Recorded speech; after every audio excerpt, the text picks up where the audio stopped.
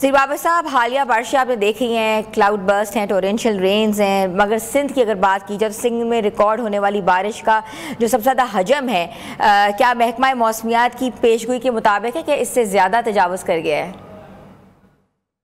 देखिए, ओवरऑल अगर हम देखें तो मानसून सीजन जो है वो एक्सट्रीम रेनफॉल का पीरियड होता है और उसमें ऑलमोस्ट जुलाई, अगस्त और मिड सितंबर तक जो है वो एक्सट्रीम रेनफॉल्स होती हैं। अभी हम जो अभी एक्सपीरियंस किया रेनफॉल, ये एक वेदर सिस्टम जो है वो इंडियन गुजरात से एंटर हुआ है और फिर सिंध के एरियाज में फोरकास्ट रेनफॉल देता हुआ एक्सट्रीम रेनफॉल सिंध में एंटर हुआ है और फिर बलोचिस्तान के हिस्सों में रेनफॉल देता हुआ आज जो है वो डिसिपेट कर गया है। तो ओवरऑल देखा जाए तो इसकी फोरकास्ट हम लोगों ने मेट ऑफिस ने काफी पहले कर दी हुई थी और लोगों ने काफी इसकी तैयारी वगैरह भी की हुई थी कि हैवी रेनफॉल्स जो है वो एक्सपेक्टेड हैं सिंध के एरिया में, कराची में और इसी तरह कोस्टल बेल्ट के अलोंग। मॉनसून सीजन के अंदर जो एक्सट्रीम रेनफॉल्स जो है वो रूल आउट नहीं की जा सकती और खास तौर पे सीजन में हमने देखा है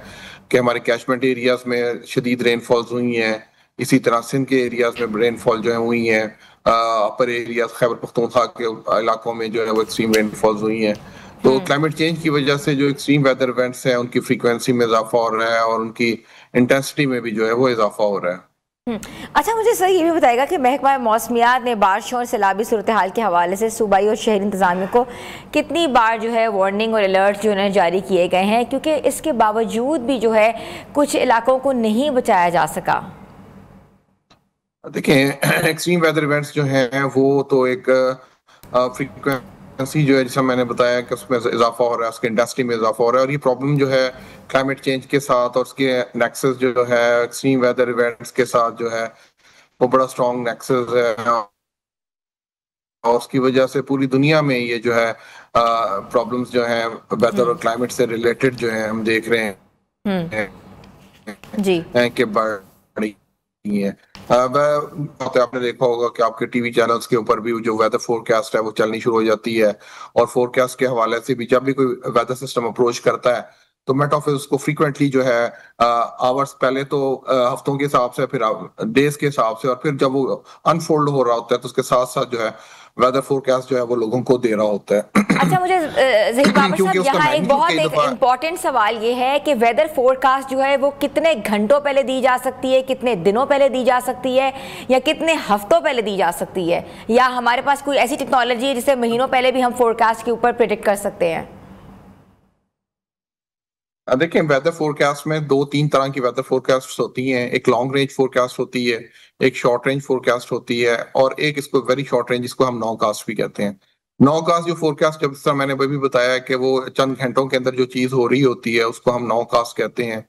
शॉर्ट रेंज फोरकास्ट जो है वो आवर्स और के ऊपर डिपेंड कर रही होती है और 3 to 5 डेज तक वो एक्सटेंड कर जाती है। और इसी तरह जो लॉन्ग रेंज फोरकास्ट होती है वो महीनों पे एक्सटेंड कर रही होती है। जो सीजनल फोरकास्ट होती है वो सबसे पहले एक सीजनल फोरकास्ट जो है मेट ऑफिस इशू करता है जो कि 3 महीने की होती है। उसके अंदर एक जनरल आउटलुक जो है प्लानिंग पर्पसेस के लिए दिया जाता है कि इस तरह की वेदर आउटलुक जो है, टेम्परेचर पैटर्न्स ये रहेंगे, रेनफॉल पैटर्न्स ये रहेंगे और एक्सपेक्टेड जो कंडीशंस हैं ये हैं। फिर उसके बाद हर 1 महीने बाद जो है उस वेदर फोरकास्ट को अपडेट किया जाता है कि इस महीने के अंदर जो है at the top of the month क्या वेदर एक्सपेक्टेड है ड्यूरिंग द होल मंथ। उसके बाद फिर हम शॉर्ट रेंज फोरकास्ट पे आते हैं। फिर जब हम जो वेदर फोरकास्ट और अलर्ट्स वार्निंग्स इशू कर रहा होता है मेट ऑफिस, वो शॉर्ट रेंज के ऊपर होता है और फिर जैसे जैसे वेदर अनफोल्ड का हो रहा होता है तो उसको हम कह रहे होते हैं कि ये जो है नौ कास्टिंग है। तो ये डिफरेंट तरह की जो वेदर फोरकास्ट हैं वो होती हैं और उनकी जितना जितना टाइम पीरियड कम होता जाता है वेदर फोरकास्ट का, उतनी ही उसकी सर्टेनिटी जो है वो बेहतर होती जाती है। लेकिन जिस तरह टाइम रेंज ज्यादा होता जाता है उसी तरह अनसर्टेनिटी जो है उसकी ज्यादा होती जाती है वेदर फोरकास्ट की। अच्छा, ये भी मुझे बताएगा कि इसकी क्लाउड बर्स्ट की, अर्बन फ्लडिंग की, ये एक्सपेक्टेड थी और इसको आप क्या वाकई वेदर से चेंजेस से ऊपर करते हैं, मुनासबत करते हैं कि ये एक नॉर्मल प्री मानसून पीरियड है जो कि 3 महीने तक जारी रहा है? देखिए, मैं जैसे मैंने पहले भी कहा था कि मानसून पीरियड के अंदर हम एक्सट्रीम रेनफॉल्स जो है वो एक्सपेक्ट कर रहे होते हैं कि एक्सट्रीम रेनफॉल्स होंगी। उसमें टोरेंशियल रेनफॉल्स भी हैं, हैवी रेनफॉल्स हैं, क्लाउड बर्स्ट हैं, लैंडस्लाइड्स हैं, अर्बन फ्लडिंग है। क्योंकि मानसून सीजन जहाँ पे एक वाटर अवेलेबिलिटी बेहतर करता है, वाटर रिचार्ज बेहतर करता है, डैम्स में जो वाटर की अवेलेबिलिटी है वो बेहतर होती है। इसके साथ साथ कुछ हैजर्ड्स भी इसके साथ वाबस्ता हैं, जिसमें लैंडस्लाइड्स है, अर्बन फ्लडिंग है, फ्लैश जी फ्लडिंग है,